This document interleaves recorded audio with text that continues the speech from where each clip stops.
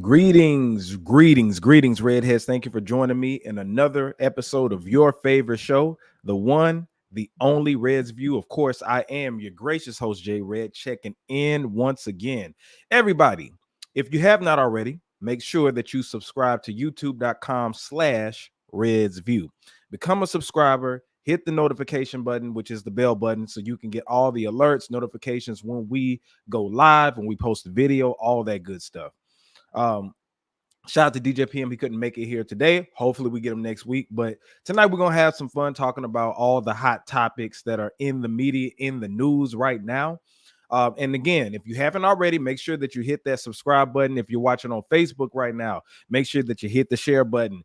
Feel free to comment. Let me know that you're watching and everything like that. The support is greatly appreciated. We're trying to reach as many people as we can. Also, if you're on Twitter, make sure that you retweet this. Retweet at JAYR3D. And of course, if you're on YouTube, important, make sure that you subscribe. Also, hit the like button or the dislike button. It's all good as long as we get some interaction. Now, before I begin this, y'all been seeing the stuff that's going on with the chick that went missing and now they found her. She reportedly, I think it was in Florida, she saw a baby on the side of the road, got out the car and tried to assist the baby, trying to find the parents or whatever like that. And then they came up and kidnapped her. And then she came back. Let me know in the comments if y'all seen that. Like, I've been looking at it, but I haven't been locked into it too deep. But people, of course, in black folks fashion, people have been making fun of the situation. Now, do you believe that this was a setup? Do you believe that this was real? She actually did get kidnapped or whatever? Let me know in the comments. And I don't know really too much about it, so that's why I said I wasn't going to cover it. But if y'all want to chime in and let me know the full details in the story, and if y'all want to talk about it, we can talk about it. But I don't know too much about it. But anyway, thank you everybody for joining me. We're going to go ahead and get into what we're going to talk about. We got a lot to cover, but I want to talk about this, man. So Lil Baby has recently been in the news, and it's funny, I did my last show was talking about Lil Baby being buck broken. But anyway, so Lil Baby, man, he was forced to cancel some tour dates. And this tour that he's going on, it's called the It's Only Us tour. All right. It got some people that joined him on the tour, but he was in the media, man. Fans were questioning why he canceled. He had to cancel not one, not two, but seven tour dates on his national tour. Now, some of the cities, I can't remember everything, but I think it was Phoenix, I think Salt Lake City. Where was it? It was some other ones. I think somewhere in Pennsylvania. I don't know if it was Pittsburgh, Philadelphia, something like that. But those were some major cities. There's seven of them. Seven. And my question is, if you're looking at this video right now, do you feel that Lil Baby is overrated? We want to break down the details on as to why we feel that he had to cancel these tour dates. And I think it's a valuable lesson of today's world, especially when it comes to streams, social media, your following, all that stuff. This situation with Lil Baby having to cancel his dates, because if you look at the headlines, one of them said that he quietly cancel those tour dates. Why do y'all think that's the reason? If you're watching this right now, if you're watching this later, comment the reason why you feel like he had to cancel these dates. Now, I have a couple of theories out there. Again, I don't know if all of this is true, but there are a few factors that lead into why Lil Baby had to cancel those tour dates. And my biggest thing that I think is because allegedly he wasn't getting a lot of ticket sales in those cities where he had to cancel. There was, and I'm not going to pull it up, go research if you want to, but if you look at those venues that he was at, I think he was performing in arenas. Fans were speculating on why he was having these low ticket sales. And if you look at the seats, there were a lot of available seats. When you go on Ticketmaster, you can hover over and see which ones are sold, which ones are not sold. And there was a lot of blue. Blue means available. He had a lot of those seats that were available. So if you look at the prices, people were just like, damn, they were $200. And a lot of people wanted to get their refunds. But that triggered me because I was just like, $200 for a Lil Baby concert. And he's the headliner. Now, keep in mind, he's the biggest artist that is on the roster, on the lineup. So I'm going to get to that in a second. But what is the reason for these low ticket sales? If you ask me, man, I think that these streams are lying to us. I think that these streams are lying to us. What do you mean by that, J Red? Let me tell you. All right, so with album streams, if you don't know how it works, first of all, everybody doesn't have streaming platforms. Everybody doesn't have an Apple Music. Everybody doesn't have a Tidal, YouTube Music, or whatever. Some people just go to the YouTube website, look up music. Some people download music, but everybody doesn't want to pay $9.99, $12.99 a month for streams. So if an artist has millions of streams or billions of streams, that doesn't mean that it's millions or billions of people that's actually streaming their music. That means that certain users are streaming their music, which could be multiple times. Now, if you want to know how much, because I'm an artist myself, and I'm telling you, you don't get paid for streams worth a damn. Not today.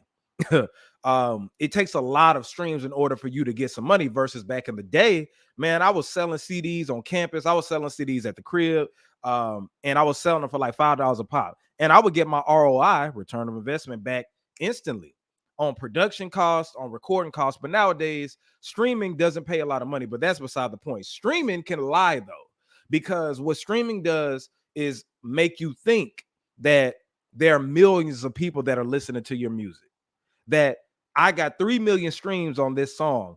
That doesn't mean that's 3 million people. See, that could have been 10 people streaming that thousands of times or hundreds of times. There could have been different parts of America that if you got 100 people in this city streaming it a lot, that could calculate, and you won't have hundreds of thousands of fans. You only have those 100 people that are streaming your music. So I think with Lil Baby, he didn't have, like, these streams are lying, like, and he's one of the top rappers that are out right now. But just because you have a lot of streams doesn't mean that people will pay hundreds or thousands of dollars to actually come and see you. So these streams are lying, man. Like, and how they book these shows is like, okay, we're gonna go to an arena. We look at the statistics, because back in the days, your album sales, you would look in the city and see, okay, I sold X amount of records here. That means that I could go to a venue that sits this many people, charge this amount because this is how much I want. I want like 150 or 200,000 a show. So I'm going to charge this ticket price and blase skip. So that means that a lot of people will come and tune in, right? And check me out, buy tickets, buy merch, all that stuff. However, with streams, it could lie to you, because it's not just because in the city of Atlanta, I have all these millions of streams. That doesn't mean that it's a million people, of course, in Atlanta that's actually doing it, or thousands of people that are actually doing it. So number one, I say these streams are lying to us. For example, Coi Leray, right? If you've seen Coi Leray and different artists perform at festivals, they be so hot on social media, so hot with streams, but then when they go to these festivals, it's crickets. It's crickets, because people just like, who's that? Oh, she do that song. Okay, okay. But on the charts and everything, you're charting and you're thinking like, man, it's millions of people. Nah, it's, these streams are different. These people can stream, one person can stream your thing, your album or a song multiple times, and it makes it look like the perception of it is that you have a lot of a bigger following. Social media is another thing. You could have millions of followers, but how many of them are actually going to buy your music or go to your show?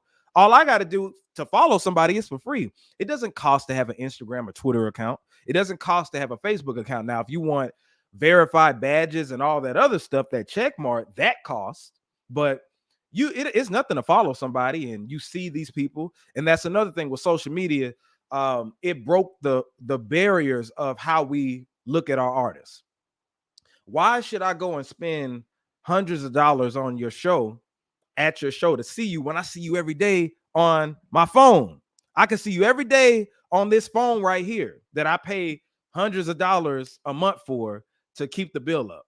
So when you're posting all the time and you see that person, it's not going to be special for you to spend that certain type of money to actually see them. So I think that social media lies to people too, because you'll see somebody with like Sweetie, for example, she got like 20 million followers, but when she came out, she only had like 2,000 people or 2,000 sales, 2,000 in sales or something like that. And it was embarrassing. You just like, what the hell? So I think social media is another thing. Now, there's an important Instagram post from Barry Hefner. Now, Barry Hefner is in the industry. He works with J. Cole. I've met him before. And he pulled this up. This was pretty interesting, and I wanted to share this. And let me see, I'm in the way. Let me see if I can move. Okay, there we go. All right. So if you look right here, he said the issues, and this is pertaining to Lil Baby. He didn't say Lil Baby's name, but I'm assuming since Lil Baby is being talked about, he's talking about him right here. All right, so the issues most artists end up having with touring is usually expectations and price points, and it's all simple math at the end of the day, which it is simple. How it works: venue size capacity times the ticket price equals artist potential earnings, operational costs.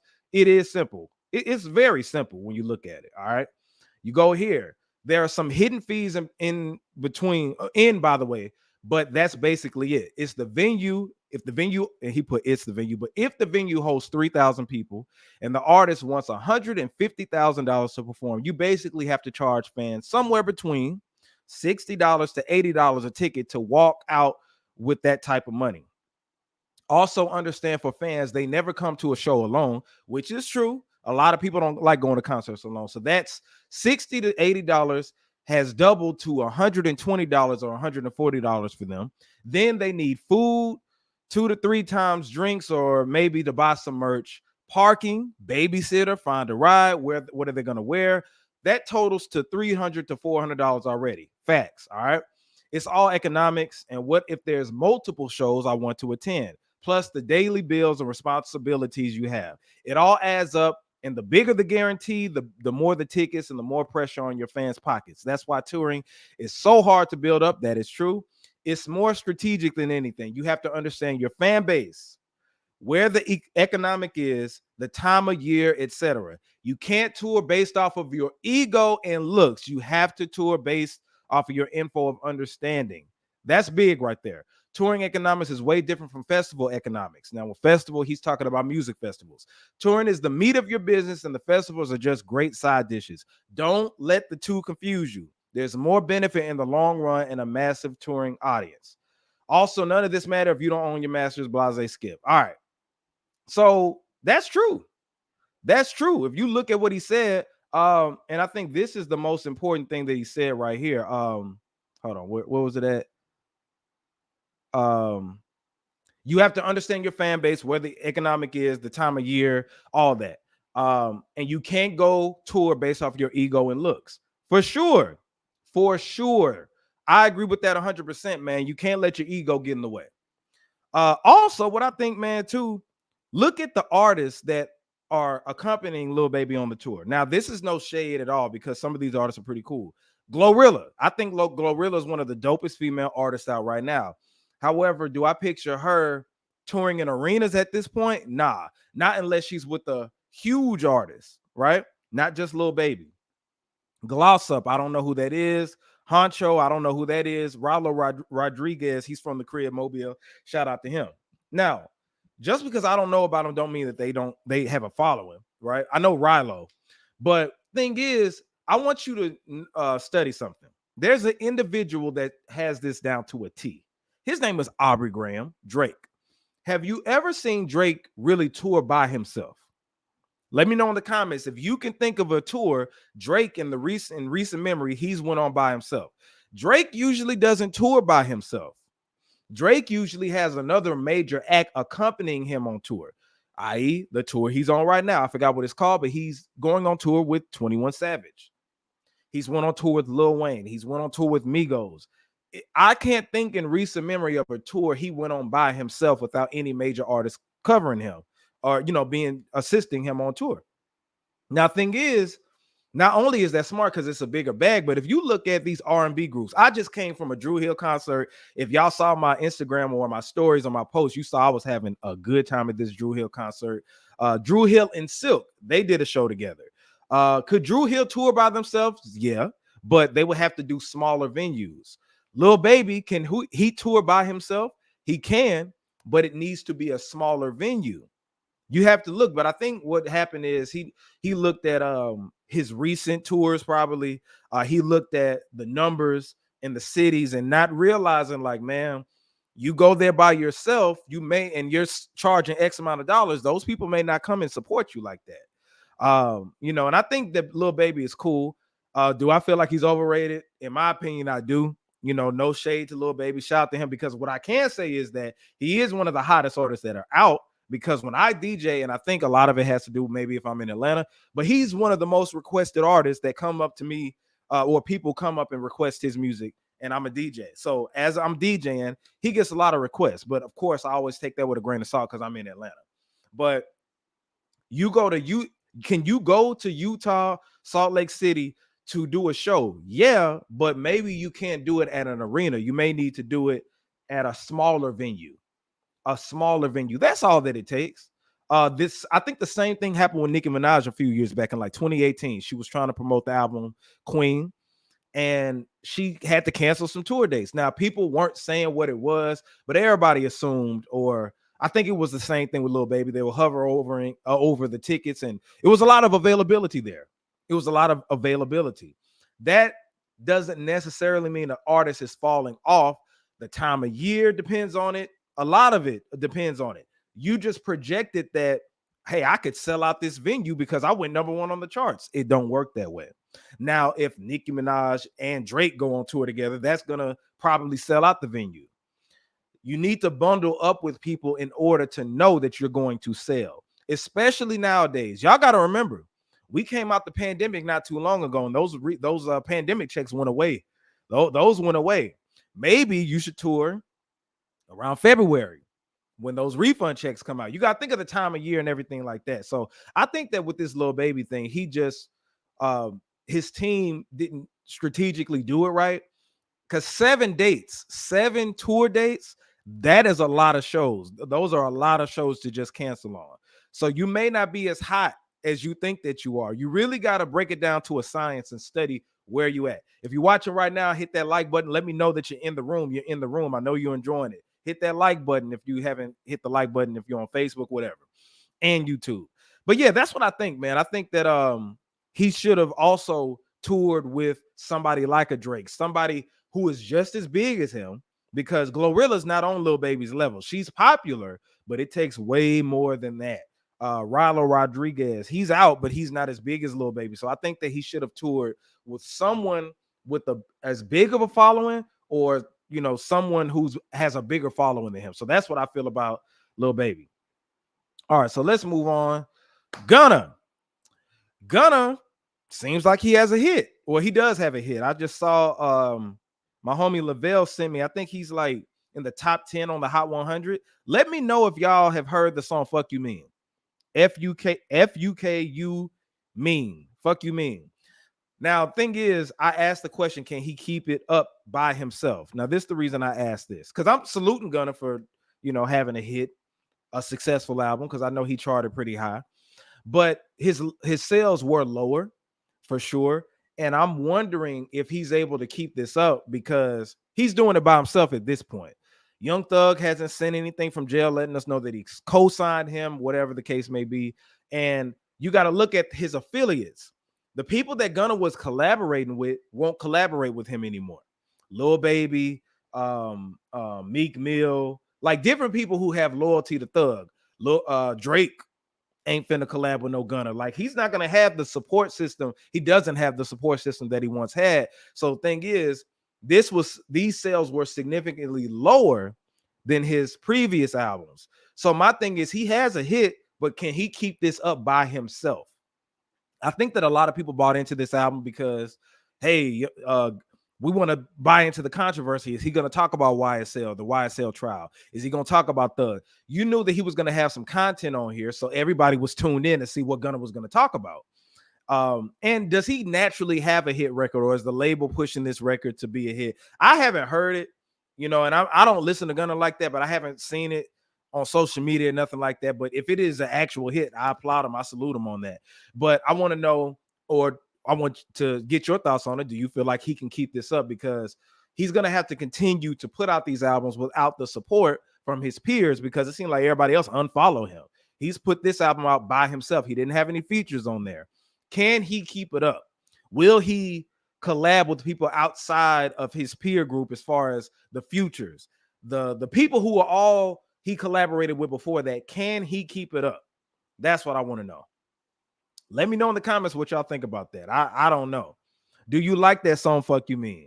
I heard it just for the first time today. Sounded pretty average to me, but I don't know if he can keep it up. I want to see, because it'd be different if people didn't alienate him. But if you collab with Gunna, will it be bad publicity for you? Will it be bad press for you because people like Boosie has called him out. People kept calling him a snitch or continue to call him a snitch. So it may, if you're a street rapper, how would you look, especially if you're from Atlanta, collaborating with Gunna? And I think the biggest thing is if Gunna would have snitched on someone who was just a regular gang member or somebody who was just a regular street dude or whoever the case may be, and they weren't known, they weren't another rapper. See, Young Thug is loved in Atlanta. He's loved nationally. That's why he has a big support system. So if he's sitting in jail and you're supposed to be his ace, the artist on his label and stuff like that, and you got out of jail, you over here putting stuff out, you can't expect the same people to support you. That's why you saw them rappers that he used to collaborate with, his peers and people that he does music with, unfollow him. So how will his career be after this? Will Gunna be able to keep it up? And if you're just joining in right now, let me know if you heard the song Fuck You Mean. I haven't heard it. But I do know that people tuned into this album to see if he was going to talk about the YSL thing. Do you think that Gunna, his next album, is he just a great music maker and will he always chart high? I don't know because his sales are lower than this time. Now, people were saying, oh, look, Gunna's doing good on the charts. And Lil Baby had to cancel tour dates and Young Thug is in jail. And Gunna outsold Young Thug the second week of the sales. Now, of course, I don't really count that because Thug is in jail. What you expect him to do? He can't be out here promoting it. Gunna hasn't really been out here promoting it, but at least he's been able to do videos and visuals and stuff. Thug just put that out, I feel like, to just make some money on the side while he's in jail because he can't make any more money while he's in jail. Sorry's a little thirsty right there, but anyway. But let's move on, man. Let me know in the comments what y'all think about that. Hold on, we got a comment. Hold on, what'd you say? If you're on Instagram, you didn't heard fuck you mean. Yeah, man. Well, that's the thing with me. I be on Instagram. I hadn't heard it, man. I hadn't heard it. Like I haven't. That's crazy. Like I saw that it charted, but let me know. Give me some business. I don't know. Like I haven't seen it on Instagram. I haven't seen it on social media. Do they have like a challenge to it or something like that? It was surprising to me because I was like, damn, he got a hit. I haven't seen it or heard it nowhere. So maybe I need to look differently. But shout out to Ace Terrell for that comment, man. Again, if you're watching right now, subscribe to the channel, youtube.com/RedsView. If you are watching this on Facebook, hit that share button for me. If you're watching this on Twitter, hit the retweet button for me. All right, now your girl Sexy Red seems to be in the conversation every week. Did she have a high school performance? People were criticizing her for having a high school performance. Now, after doing some research, she didn't have a high school performance. She appeared at a high school because she was giving back to the community. I think she was trying to give back to the girls and boys who were going to proms. I think, don't quote me on it, but she was giving out free haircuts, like paying for haircuts, paying for girls to get their hair did and all this other stuff. But the video that's in question was her arriving at the school and she threw up, the gang signs. I don't know how the gang signs goes, and she was flipping the finger. Now, the question everybody was like, how in the hell, who was in charge of having Sexy Red appear at a high school? Who was in charge of that? How did that happen? And the first thing I was looking at, I was like, did they dig this up? Because school is out. I was like, is it summer school or whatever? But nah. But the kids were cheering for her, going crazy. And the conversation came up, was like, why the hell, who booked her to come to the high school and everything? But once she said the reason why she was there, I said, okay. But let me ask y'all a question. Do you think that despite her what she was doing as far as giving back, do you think it's appropriate to have an artist like that appear on school grounds for the kids? Now, the thing is, to play devil's advocate, we know those kids listen to her music. That's why she got so much fanfare when she walked in. If you saw the video, they were going crazy. They were going crazy and stuff like that. But do you think it's appropriate to have an artist like a Sexy Red appear at a school? Now, if you ask me, I don't think that Sexy Red should be appearing at nobody's school. I don't think that she should. However, I'm not naive into thinking that these kids don't know Pound Town. Of course not, but I think it's a time and place for that.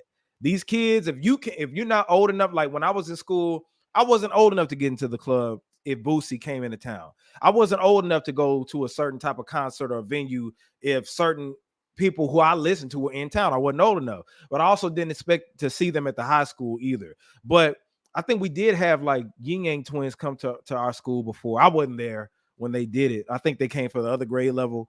But let me know what y'all think. Like, do you think it was inappropriate for her to actually be there? Because she got my pussy pink booty hole brown out. But they dug that up, and like that was back, I think, during April or May. So I was glad to see at least it was old, but she wasn't performing. She wasn't out there performing Pound Town. Because I was just like, goddamn, like if they're really doing that, that's sad. That's really, really sad. So yeah, next up, let's talk about this. Suki Hana. I talk about Suki Hana and Sexy Red every show now. It's crazy. So this title says Suki Hana scares white people. Have y'all seen the video of Suki Hana around those white folks in London? Let me know in the comments if y'all seen that. Suki Hana was in London, ladies and gentlemen. And when she was in London, let me see if they got this on YouTube. Let me see if they got this, because I don't feel like going to social media. Y'all see, hold on, let me see if they'll play this. Okay, yeah. So I got this video right here. Let me share this so y'all can see what it is. Now, this is another dude's page on YouTube, because I ain't feel like going to find it on social media. But look right here. Look right here. Get my coochie stretched and eat a nigga ass. Eat a nigga ass. We be eating niggas ass today in London. Fair use, fair use. Let me go back. My coochie stretched and eat a nigga ass. Eat a nigga ass. We be eating niggas ass today in London. Period. Baby. I'm trying to get this coochie. All right, so you heard what she said. She trying to get her coochie stretched. Now, now the reason why I'm saying she scared white folks is because if you looked on the side, the white women were like, "What's going on? What's going on?" And there were people in the comments, I think on the Shade Room or something like that, and people were saying, "Oh, y'all got a problem with what she said because she's around white folks. Y'all just want a code switch around white folks. She can't be her authentic self around white folks. Y'all stop it. Y'all stop it. It's not about her being around white people doing it. Because my thing is, if you're going to do it around black folks, do it around white folks. However, who walks down the street of anywhere? It don't have to be America, London, anywhere around the world talking about you want to have your coochie stretched, and you want to eat a nigga ass. Who just walks around saying that? To anybody that will be uncomfortable if you're a regular pedestrian walking around, you're shouting it out, recording yourself saying that. What's the reason of saying that outside of a podcast that people are interviewing you, outside of your concert or on your social media? It's time and place. Now, if a white person is interviewing her on their platform or something like that, and she starts, "Hello, my name is Suki Hana, and okay, well, why do you make songs like that?" Well, the reason I make songs is because I like to express my sexuality. And if she talks like that, then I'm like, okay, like she wants to code switch around white folks. But if she keeps it a buck and just her authentic self around white people, that's fine. But on a platform, but walking down the street talking about you want your coochie stretched and you want to eat a nigga ass, that's enough to make anybody of any color feel uncomfortable or question like, what the hell are they talking about? Some of them probably didn't even know what the hell she was talking about, but just to hear it on the street, that ain't got nothing to do with you, not being your authentic self around white folks. It's like, why are you yelling that? Why are you yelling that out of nowhere? So y'all in the comments of certain posts, they were trying to make it something it wasn't and was acting like black folks are just gonna be like, oh, you want to code switch around white people. No, it ain't got nothing to do with that. It's called having class about yourself. Like, I wouldn't go around talking about some, man, I want to eat a girl out. I want to eat a girl out, man. I'll break her back and I want to fuck shit out of a girl. What I look like walking down the street saying that and around a bunch of pedestrians? What would I look at walking around in public saying, man, I want to stretch a girl pussy? See, that's the thing that people are saying, why does she have to do all that?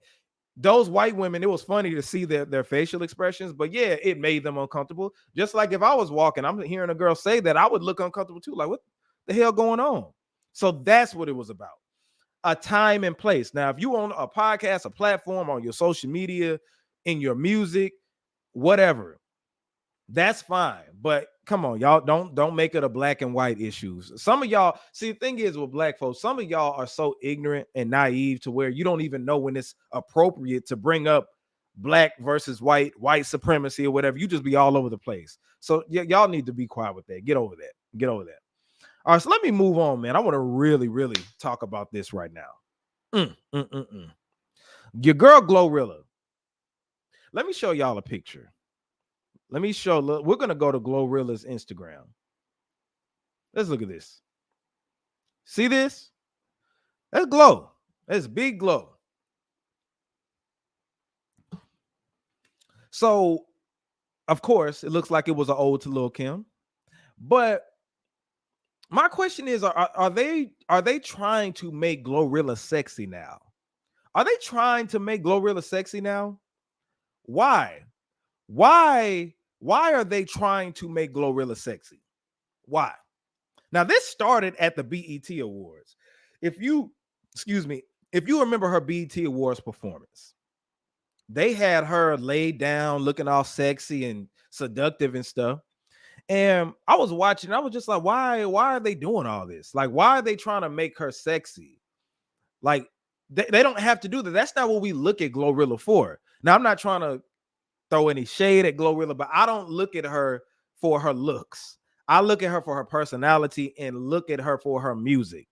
But when you see pictures like this, it's like Glorilla don't have a body. Let's keep it a buck. Like Glorilla is not sexually attractive. I think my guys and girls can back me up on this. And I know I'm not tripping because I put on my Facebook, they're trying to make Glorilla sexy. Now, people were laughing at it because, come on, man, we don't look at Glorilla as being sexy. But look at this. They got her with a trying to have a camel toe popping. They got her legs open, a ode to Lil Kim. And it's too much. It's too much. Now, let me see if I can make this bigger. All right. Look at some of the comments because I was thinking the same thing. So look at it. It says from Jada Bree said all the women in her comments so dunce. I don't know. I guess dense. That's what they meant. Talking about I love the way she working on her femininity. They not seeing the pattern. I swear these chicks will sell their own kids and so blase skip. Right. That was one that they put up. Look at this one. It says seems like every female rap artist has done this pose. This was big right here. This one right here. It says please stop. Why are they making you do this? Right. This one down here says just hope and wish that Glow will continually stay the original Glow from Memphis, Tennessee, and not turn into what the media wants her to be, exposing more sexuality and arts in the music. Yeah, I agree with this. I agree with this wholeheartedly. We don't want to see that. She got a negative reaction to it because we feel like she doesn't have to do this. Like Turk from the Hot Boys, he made a comment about it. He made a post and he was basically saying that we fell in love with your personality and your music. Why do we have to paint this narrative, and I'm paraphrasing what he said, of black women? Do you have to be sexy all the time to sell? We know that we're in the entertainment industry, and we know the females that are in the industry right now, the ones that they are pushing to the forefront.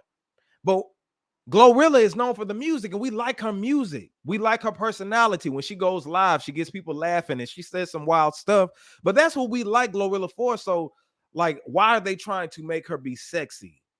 Now, if she wants to do this herself, because someone told me that she was on her live and was saying that she wants to try being sexy. Nobody made her do this or whatever, like at the BET Awards and all that. Which is, I mean, if she wants to do that, that's cool. But my message to Glorilla is, don't do this.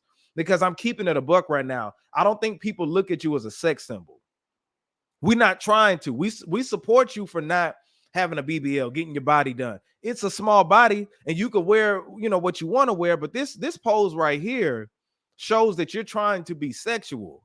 Having your legs open, it's like, it feels, I ain't gonna lie, like a little ratchet sister trying to be sexy. It's like, we're not looking at you like that.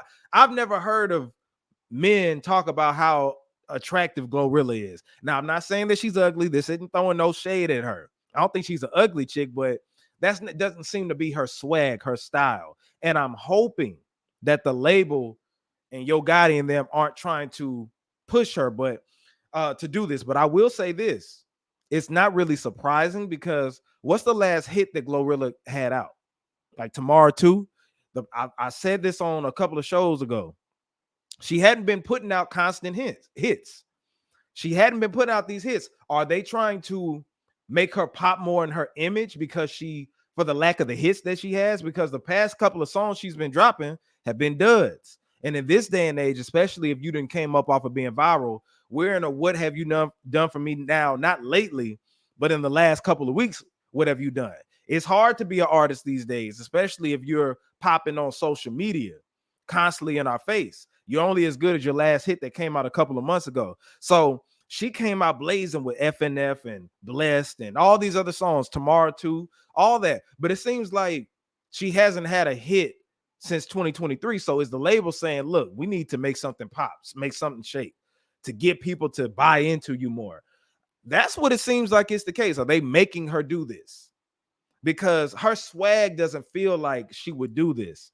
Now, Megan, Cardi, there are what people would feel like are sexually attractive women, right? Megan is an attractive woman. She twerks. You know her for twerking. She got a body. Now, she don't have any BBLs or nothing like that, but Cardi got a BBL. You know, Lotto, she has an image to be sexy. Can't she rap? Absolutely. But a lot of female rappers these days, some of the ones who are pushed to the forefront, even with the City Girls, Young Miami, she's an attractive sexual type of woman. So you expect her to do stuff like this. But Glorilla, I mean, she ain't got she got a body. I'm not saying she's not attractive. I don't want y'all to take this the wrong way.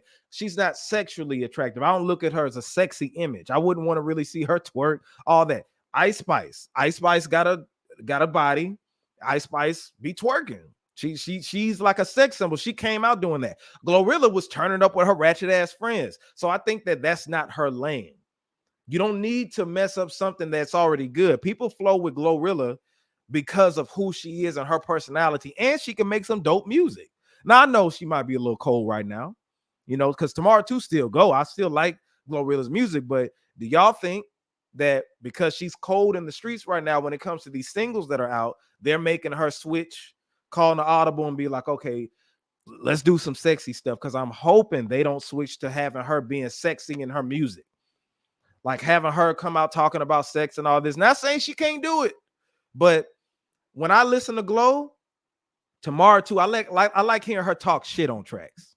That's what stands out about her, talking shit. Like she has some catchy music, talking shit. And it ain't street shit. It could be ratchet shit or whatever, but she just talked that shit. And that's what you need. It's like she's like a Cardi B, another version of Cardi B, but Cardi B can dibble and dab into stuff because, you know, she got that BBL, you know, her for being a stripper, former stripper and all that. So that's what you expect. But I'm hoping that Glorilla isn't going to continue to go with the sexy route. Just work the energy that they're putting in her image. They need to put that in her music. Please do that. But I don't know. What do y'all think in the comments? Do you think that she can go with this sexy image? Do you see it's an issue? Because I see it being nothing but negative stuff. And again, she shouldn't have to do all this. Come on now. You ain't got to do all that, Glow. Come on, man. Having your camel toe out. Come on, man. We ain't looking at you like that. Now that people have said, oh my gosh, she got a deeper voice than I do. And you know, they were clowning her how she looked. But I think more her image is that hood ratchet girl image that made it work for her. So she should stick with that. But let me know in the comments what y'all think. All right, let me move on and talk about something else. Speaking of females and what's promoted, let's talk about Fabulous. Now, if you've been living under a rock, you didn't see what Fabulous said about women, about female, well, not about female rappers, but what's being promoted. What's being promoted about female rap? What's being pushed to the forefront? Now, I put this for a reason. Fabulous criticizes female rap that's promoted. See, because what he said, we got to look at what he said. Hold on, let me pull this up. Let's see what actually he said, because The Root, you got to watch this article from theroot.com. I'm gonna get on in a minute, but look, this is what he said in his story a couple of days ago. He said, love hearing female rappers talking some real shit like a Glorilla.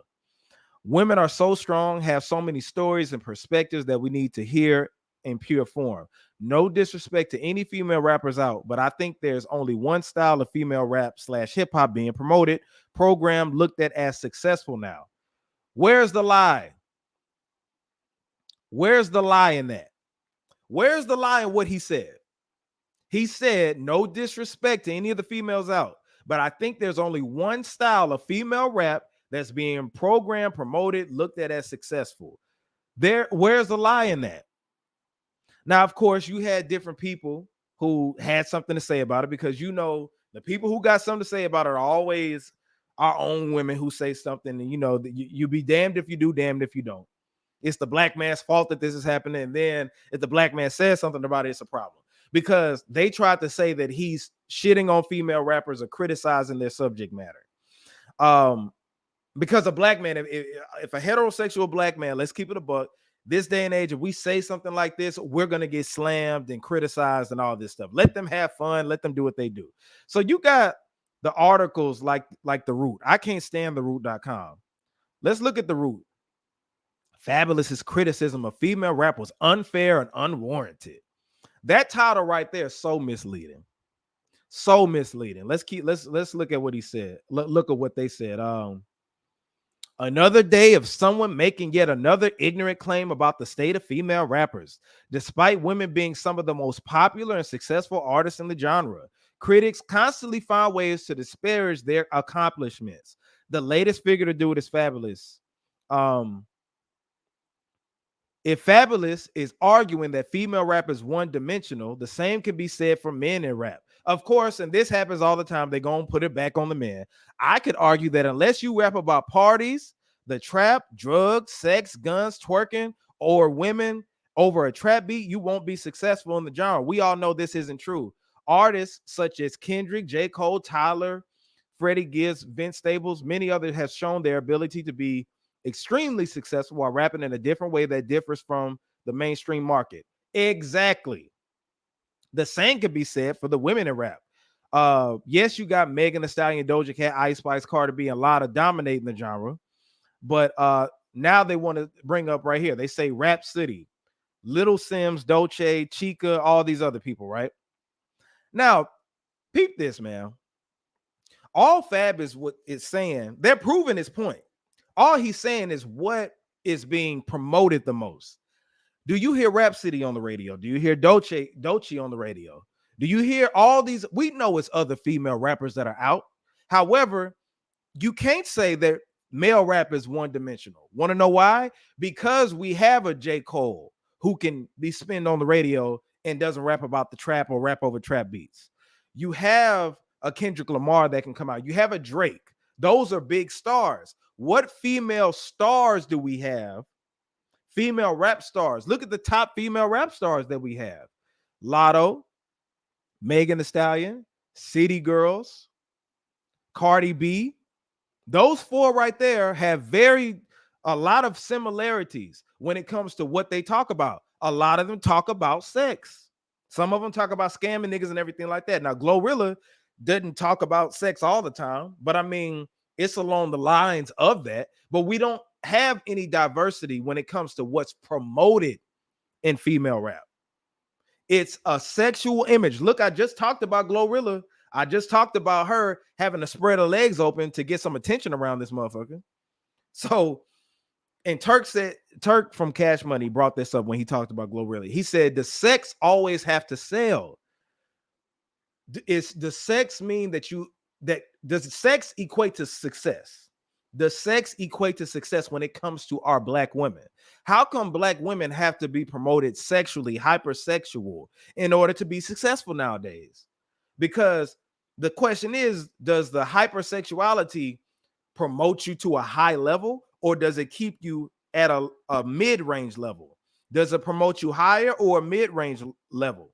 How come our counterparts and other race groups don't have to shake their ass or have to do OnlyFans or have to talk about sex in their music? You got Taylor Swift out here, you got Adele, they be selling out arenas, shows, and everything. But our women, and not talking about Beyonce and everybody, but like our female rappers, how come it has to be about sex? Is that designed to keep us in a certain type of box? because you don't have to rap about sex. Now, of course, they will say that's what's hot, but whoever controls the media controls the narrative. And I feel like they do this on purpose. The gatekeepers will do this on purpose to push black women to be hypersexual, Jezebels. And then they'll say, okay, well, that's what's selling right now. Not necessarily true, because if they push the Rhapsody, like really got behind a Rhapsody or Chica or Dolce or whatever, right? And Dolce, she got some music out there, but all these rappers that they said that you could go listen to, yeah, but what Fabulous is saying is that they're not pushed. It feels like a certain sector of the female rap population is being pushed. Like I said, the hottest female rappers all have hypersexuality in their music. Some of them talk shit, yeah, but it's twerking, sex, sex, sex, wop, wet ass pussy, my pussy pink, booty hole brown, sexy red. That's what's being pushed the most. Now, I don't think that it's just because sex sells the most, because if sex sold the most, how come Sexy Red is only doing 8,000 units the first week? If sex sells, how come Sexy Red is doing only 8,000 units the first week? How come her stuff's not going platinum? How come her albums aren't successful? How come Megan Thee Stallion isn't going multi-platinum? How come, you know what I'm saying? Like it's not evening out. How come City Girls aren't going platinum from their albums? Because they sell low when it comes to albums. If sex sells. Now, of course, I know it sells on social media, it gets attention, but come on, man. So I feel Fabulous. It does feel one-dimensional. If you turn on the radio for the hot female rappers that are out, it's going to be one-dimensional. It's not like that. Now, a lot of male rappers, of course, the trap music is being pushed to the forefront. However, Kendrick could drop something and have a hit. Drake drops something. Drake isn't a trap rapper, and he's the biggest arguably the biggest male artist that's out right now. So it's not one-dimensional when it comes to male rap, because it seems like they give us a blend of kind of everybody. Now, of course, trap rap is the most that's being pushed out here. Drugs and sex and, I mean, trap shit, killing and all that other stuff. But you do have at least some top level artists who are pushed as well. So I feel Fabulous on this. And it's crazy that every time a black man comes and speaks out about it, you got articles like theroot.com, and I think that's like a feminist ran publication. Every time a black man says something in the media, boy, theroot.com be the first one that, they're pro-black women, do what you want to do, sexually liberated, all that LGBT stuff. That's who they are. So you got to expect people like theroot.com to, he criticizes female rap, that's unfair, all that BS. So, but I agree with Fab, and I don't think he should be shunned for it. All right, let's move on. All right, so Ebro from Hot 97 called out Drake. He called out Drizzy, saying that Drizzy doesn't speak about black issues. Now, this came out because obviously, unless you've been living under a rock, Drake and Childish Gambino are allegedly beefing. I ain't gonna say beefing because it ain't real beef, but Drake threw shots at Childish Gambino because this is America. Childish Gambino said that originally started off as a joke and said it was going to be a Drake diss or something like that. Drake caught wind of it, and Drake was criticizing the song, talking about it was overrated, and he was talking shit about the song at his concert in the what do you call that stuff? Like if you're on stage and it's a Tron, like not the Jumbotron, but like I got this right here, the ticker. The ticker on his stage was talking shit about the Childish Gambino song just because Childish Gambino was joking around saying it was a Drake diss. Now, Ebro from Hot 97 called Drake out saying that he criticized the This Is America song, which was a socially conscious banger. He criticized the song, but Drake doesn't speak about black issues. He was like, how can you criticize that song when you don't speak about black issues? And I can agree with Ebro on that. However, to play devil's advocate, I don't expect Drake to speak about black issues because, for one, This Is America. Drake is from Canada. Drake has never tried to act like he was, in his music, he be trying to act like it, but Drake has been Drake the whole time that we've known him. Whole time Drake has been out Drake has been repping Canada, putting on for Toronto, running through the six with his woes. So you never expect Drake to really to talk about black issues at all because there's racism globally, but the systematic racism that's in America is a different beast, and he can't identify with that because he grew up with a white mother and he grew up in Canada, Toronto. Now, of course, there's racism everywhere, but come on, man. I don't expect him to make socially conscious music. He never came out that way. He came out making the music he wanted to make, which was talking about simping over women, making some club bangers here and there, some dancing songs, and introspective songs. Like Drake makes great music, so I don't expect him to do that. However, I think Ebro's thing was not criticizing necessarily for Drake for not making conscious music, but Drake, if you're shitting on the Childish Gambino song "This Is America," you can't shit on that song because that's talking about an important matter in America. You not from America, so what do you mean that it's overrated? What do you mean that it wasn't a top song? It was just too much. You know what I'm saying? What do you mean by that? That's what Ebro's talking about. Shout out to Trio 301. What's up, bro? You said, why is he looking for Drake to speak about this in the first place? Well, that's the thing. I don't think that he's looking for Drake to speak out about it. What happened was Drake called out Childish Gambino, took shots at Childish Gambino's song "This Is America," saying that and I'm paraphrasing, that he was talking shit about it, how it was overrated, and he only did that because Childish Gambino joked about it being a Drake diss record originally, but he changed it to something else. So Ebro's whole thing is, okay, take your shots at Childish Gambino, but don't talk shit about that song because it's a socially conscious song and you ain't from America. It'd be different if the song was just a regular song, but this was a socially conscious song that is needed in today's music. So if you calling it overrated and overdone or whatever the hell Drake was saying, we looking at you sideways because nigga, you a Canadian. You grew up with a white mother, and I'm sure. I mean, just because he's biracial don't mean that he doesn't know what it's like to be black. You know what I'm saying? Or he's never experienced racism. Sometimes they experience racism harder than we do. But he grew up in Toronto, so he doesn't identify with it. So, you can't talk shit about a song called "This Is America." That's a socially conscious song. So I think that's what Ebro was talking about. I don't think Ebro is expecting Drake to make socially conscious music. Drake has been steering away from that for forever. And I don't expect him to either. So that's why I say I play devil's advocate.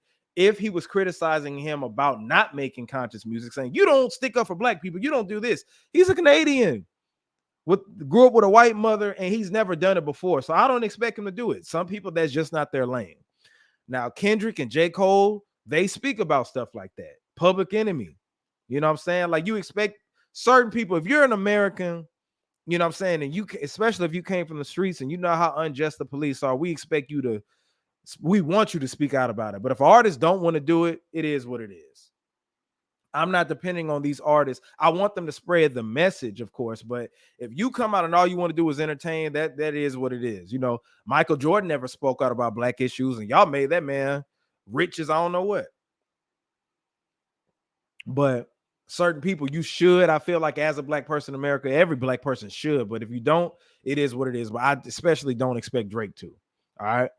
Now, also, did y'all see where Elliot Wilson, he also called out Drake. He called out Drake because he said that Drake doesn't do interviews with black publications. He said he don't do interviews within the culture. He does interviews elsewhere outside the culture. What y'all think about that? Because Charlamagne and them was saying, well, Drake, he can do what he wants. Like, he had a sit down with Lil Yachty and stuff. But they were like, yeah, but that don't really count. He don't come to certain platforms. Like Drake never came to the Breakfast Club. Drake never came on a certain podcast. It feels like when Drake does something, it's always with people outside the culture. So Elliot Wilson also criticized Drake about that. But at the end of the day, people can do what they do. And I look at Drake as somebody different simply because he's a Canadian. He's a Canadian that grew up with a white mother. So I just don't expect a lot from Drake, honestly. Let me keep it a buck. I don't. So that's that. Did y'all hear about Nas? Nas got an album coming out, a new one. This is like, let me see. He put out KD 1, 2, 3, Magic. And this is about to be his 5th album. in the last 4 years, I want to say. Yeah, this is about to be his fifth album in the last 4 years. Because I think let me see. When did King's Disease? No, King Disease came out in 2020, right? Yeah. King's Disease, the first one came out in 2020. So no, in the last 3 years. This is five albums in the last 3 years. So Magic 2. The first Magic was pretty cool. It wasn't my favorite. It wasn't my favorite like the KD series, but Magic was pretty cool. But he got Magic 2 coming out. And he has a special surprise feature from 50 Cent. I ain't gonna call it surprise, but 50 Cent promoted it and said that, I hadn't rapped in a while, but 50 Cent is making an appearance on this album. I'm excited about this Queensbridge coming together because you haven't seen a Nas and 50 collaboration. Now, there were rumors floating around about this last year. I think around the time Nas put out KD3 because they were working on, I think 50 Cent or somebody said that 50 Cent was working with Nas or he's going to be on the next Nas album. We were thinking it's going to be King's Disease 4, but we see it's Magic 2. So that's dropping this Friday, July 21st. I cannot wait to check it out. I'm really anxious to hear this 50 Cent and Nas collab. One, because we never had this collab, and for two, we haven't heard 50 spit no bars in a minute, man. 50 don't really do music anymore. And who better to do it with and to appear on the album than with Nas? So I'm excited about that. Now, the reason why we haven't seen a Nas and 50 collaboration is because, of course, the beef from back in the day. It wasn't real beef, but 50 was beefing with everybody and their mama back in the day. And a lot of people feel like 50 is the reason that New York as a whole fell off the top spot. They feel like because 50 was beefing with pretty much every prominent New York rapper, that caused the South to take over. Now, I'm raising the question right here. Is 50 Cent the reason for the South taking over the rap game? Do y'all feel this way? Because if you remember at the time, 50 Cent, of course, he beefed with Ja Rule as he rose to prominence. And he was dominating and came out with Get Rich or Die Trying, selling millions and millions of records. Then, a couple of years later, he puts out The Massacre. And The Massacre, he was still dissing people. He dissed anybody who had something to do with Ja Rule. Jadakiss, because Jadakiss and Fat Joe was on the record with Ja Rule. And I think Nas had did a record with Ja Rule. So 50 was dissing everybody. And he was causing division because 50 was beefing with just some of everybody. So it was like, okay, if he beefs with Ja Rule, that means that anybody who's affiliated with Ja Rule, he's going to beef with them.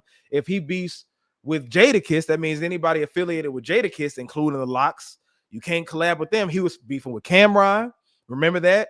Caused friction between Dipset, and that caused Dipset to break up. Remember that? When he was beefing and Jim Jones jumped on his side, and that was the disbandment of Dipset. He was beefing with Jay-Z. You know what? I ain't gonna say beefing. When I say beef, it wasn't street beef, but talking shit about him. So it's like, okay, if I collab with Jay-Z, damn, I'm beefing with 50. So 50 was the biggest rapper in New York at that time. The only people he was cool with was a handful of people. He was cool with DMX and MOP, Mobb Deep, but it felt like if you weren't in his circle, he was like, fuck you.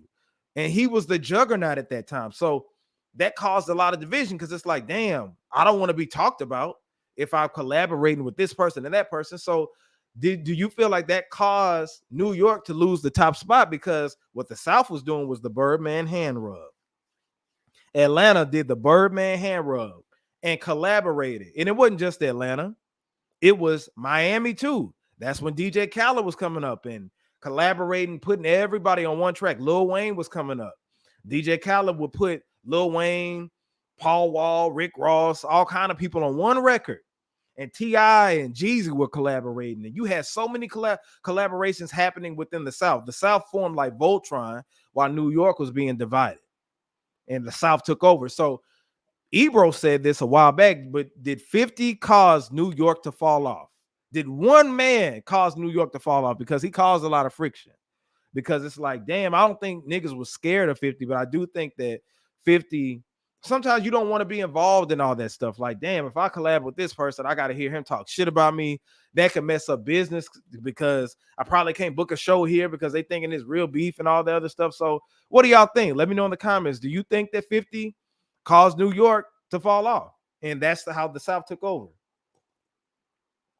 Or do you think that the South was just making better music than New York at the time and the game was about to come to the South anyway? Y'all let me know in the comments what y'all think. If you ask me, I do think that 50 caused division, but the South was already coming up. I think that New York should have collaborated more, but New York has a different type of aura about them. New York, everybody wants to be number one. See, T.I. was only trying to be the king of the South. You know, he wasn't trying to beef with her. And you know, there's a lot of people in the South that wasn't trying to be the king of shit. Niggas from Houston wasn't trying to be the number one rapper in Houston. They weren't trying to compete with each other. See, New York is about, man, yo, son, I got to be number one. I got to be dominant. And that's healthy because that makes people make better music. But the South was like, man, it's hospitality here. Everybody can make it. You know, let's collab. Let's make this money. The South was about making money because the South, the West Coast too, but the South was showing niggas how to make money because they didn't have the resources. They didn't have the resources. You said that's a tough one. Yeah. Well, I mean, when you think about it. But what I will say is, like I said, the South didn't have those resources. They didn't have those record labels down. So we had to scrape and put together our own money. You know what I'm saying? Whether it was hustling or whatever, but to have our own independent labels and have our own following and sell hundreds of thousands of records. We may not go platinum, but at least in the region, we good. But that led to the labels looking at us and being like, okay, let's sign these people. Let's do distribution deals. And then boom, a Master P happens. You know what I'm saying? So I think that the South was gonna come up anyway, but I do think New York could have gave them a run for their money had they collaborated, because when you collaborate, you feed off of other people's energy. And since 50 was beefing with everybody, it left a bad energy in New York because it was just about beef. It was beef, and you couldn't be with this person and all this other stuff. So I think 50 could be a reason, but I also feel like the South was making that good music anyway. Well, I ain't gonna say everybody, because that's when snap music was taking over and stuff like that. But you know, the South has been able to have a run, but now you see New York and everybody want to be like Atlanta or whatever the hot sound is, because drill is out, people gonna get on drill. If I guarantee you right now, snap music come out and snap music is at the forefront, everybody's gonna copy each other. And that's the part that we're in right now. I'm not mad at the South for taking over, but it seems like, I mean, it's all redundant now. All these songs sound the same. Let me know if you in the room. Let me know if y'all up in here, man. Again, do me a favor and hit that like button. If you haven't already, make sure that you subscribe to youtube.com/ResView. And it doesn't hurt you. It's not going to hurt you to hit the share button as well, if you're watching this on Facebook or if you're watching this on YouTube. But yeah, man, I'm excited to hear the 50 Cent and Nas collab, because it couldn't happen back in the day. Now, they've since resolved their beef, you know, the little beef that they had. And 50 is, you know, collaborating with people. I think he's open to it now. But yeah, man, 50, man, you could have been the cause for New York falling off. Definitely. But yeah, Nas's new album is dropping this Friday, so make sure that y'all check that out. I've reached this hour mark, so that means that it's time for me to dip out, unless y'all want to talk about some other stuff. But yeah, man, make sure that y'all do me a favor. Make sure that you follow me. Follow me at JAYR3D on Instagram, on social media. I'm on TikTok, also on Threads. If you are on Threads, let me know. Follow me, find me on there. I'll be having fun on there sometime. It's getting kind of boring. I ain't gonna lie to you, but follow me on Threads. That's Instagram's Twitter. But you can also follow me on Twitter at the same thing, at JAYR3D. Don't put the dash right there, but at JAYR3D. If you haven't already followed me on Instagram, TikTok, Twitter, Facebook, and Threads. But I had fun with y'all. Make sure again that you subscribe to the channel, youtube.com/ResView. I'll put up some clips. If you missed this show, it'll be available on the live stream, will be available. So make sure you check that out. But I had fun with y'all. Make sure that you subscribe again, and I'll see y'all on next week's episode. This is J Red ResView signing out.